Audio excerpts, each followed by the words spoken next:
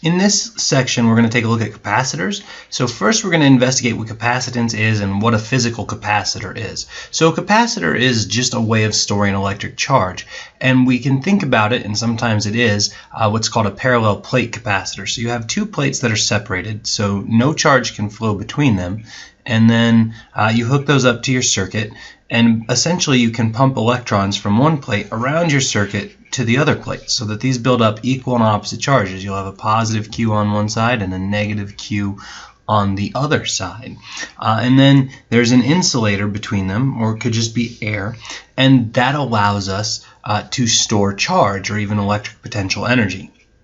Now, here's what that looks like in a circuit. So we have our positive plate and our negative plate. And this is the symbol for a capacitor. Sometimes you will also see one side of that curved, usually for an electrolytic capacitor. So, like I said, charge is basically pumped by the battery, pulls the electrons over to this side from this side, so we end up with an equal and opposite charge. Now remember, when you have two plates separated by a charge, you get an electric field between them, and that also gets us a potential difference. So there is now a voltage here, and so charge actually won't continue to flow forever if you put a capacitor in here. It will flow until the potential difference measured across these plates is equal to the opposite of the battery, right? So in our series circuit, the potential across here will eventually equal the potential across there, and then current will stop flowing. And later we're going to actually look at how long that takes and what it depends on. For now though, we're going to take a look at capacitance, which is this capacitor's ability to actually store charge. And for that, we use this italic symbol C called capacitance, and it's related to the voltage and the amount of charge that's actually on there. So capacitance, C, is actually Q over V. It's coulombs per volt. It's how much charge we can store per volt, per potential difference. And this is actually called a farad. So a farad, named for Michael Faraday, is 1 coulomb per volt. So charge per volt. That is the capacitance of a capacitor. So a capacitor is the physical device we put in the circuit, and it has a specific capacitance, which describes the amount of charge it can hold per volt. It does make sense if the voltage goes up, the charge goes up, right? If I put a stronger battery on here, it will be able to pull more electrons around. If there's less charge separation here, then there's less voltage. So this capacitance unit does actually kind of make sense with what's going on in the circuit. And then the last thing to actually figure out is, well, can I change that capacitance? Let me go back to this picture. What happens if this charge gets really big and this charge is really big the opposite way? Well, what will actually happen is the air breaks down and this will discharge across, and so then you won't have a potential anymore. You'll essentially have a short circuit. All this charge will flow, right? But if I made this plate bigger, then there would be more electrons that could be pulled from one to the other, and it would take less potential to do that. Or if I made the gap between them bigger, then it would take more potential difference before that charge broke down and jumped across. So actually physically changing the capacitor is going to change its capacitance. And so generally, larger plates hold more charge. The greater the distance between the plates, the more charge can be stored. So the capacitance is actually only dependent on the geometry and construction of the capacitor, not the voltage or the charge, even though capacitance is defined as charge per volt. Now, this is the equation for calculating capacitance. C equals E naught A over D. E naught is called the permittivity of free space. Essentially, it tells it, it's a number, you can look it up. It tells us the breakdown voltage of air. If we get a voltage bigger than this, then air will ionize and charge will flow.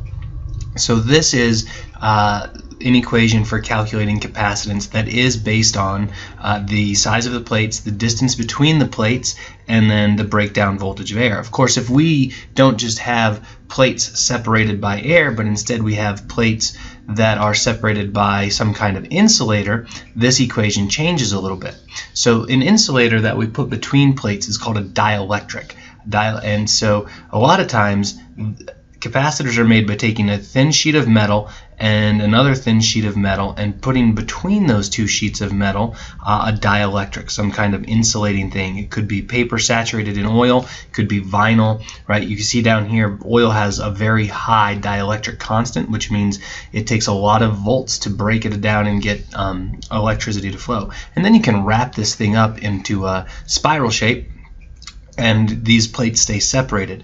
So by putting a dielectric in a capacitor, we increase their capacitance by a factor of K, and so this equation just becomes K E naught A over D. And so different substances have different Ks. The reason a dielectric can help increase the capacitance of a capacitor is because it actually creates within it an electric field that opposes the electric field between the parallel plates, right? So we get an electric field from positive to negative. That's fairly uniform. But if I fill that with a dielectric, which does not allow charge to flow, but so flow doesn't happen, but it can become polarized. Remember, the negative sides will align this way, positive sides will align that way. That actually creates an electric field in the opposite direction, right? Positive to negative, which means the net electric field is actually smaller over here. You can see this electric field kind of terminates and then begins again because there's no electric field within the dielectric. And so we're able to store more charge without getting a discharge between the plates. Now, this last little bit is sort of interesting. When a capacitor is charged, initially you have two neutral plates, and so we'll put these on opposite sides of a battery. So here's my battery. The battery has to move electrons from one side to the other. Now, that doesn't really take any work initially because there's nothing opposing that. However, a little bit while after hooking this thing up, this side is going to have a negative charge and this side is going to have a positive charge. Well, I guess the other way around, but there, fixed it. And so now to push electrons over here actually is going to take some work. Now, this is actually a lot like stretching a spring. Remember, when a spring is in its equilibrium position, there's no force applied. But as soon as you start applying a force this way, this spring starts to stretch. But it takes more force to stretch it further and further and further. And in fact, in Physics 1, you did a lab where you measured the force versus the distance required to stretch it. You got this graph, and we're like, oh, well, the area under that graph shows us the work done to stretch it, which is also the energy in the spring. We're going to use a similar approach to figure out how much energy is stored in a capacitor. And essentially we say, well, at the beginning there's no charge here, so the potential difference here is 0. After the current has been allowed to flow for a while, current will eventually stop flowing when the voltage of this thing is equal to the voltage, or EMF if you'd like, of the battery. At that point the net voltage will be 0, so there's nothing to accelerate charge or push charge around the circuit. And so the average voltage in this time is equal to half of the voltage of the battery. So we're just going to call that V, whatever this voltage is. And so remember, work is actually voltage times charge, because a volt is energy per unit charge. So our potential energy is the average voltage, that's this half V, times Q. But then remember, capacitance, C, is actually charge per volt, and so we can say Q is equal to the capacitance of the capacitor times the voltage. And so if we substitute that in, we get half CV squared. Or if you wanted to, you could solve the other way around and you could get half Q squared over C. And so this one's probably the more useful one. This is the potential energy stored in a capacitor. It depends on its capacitance and the voltage squared.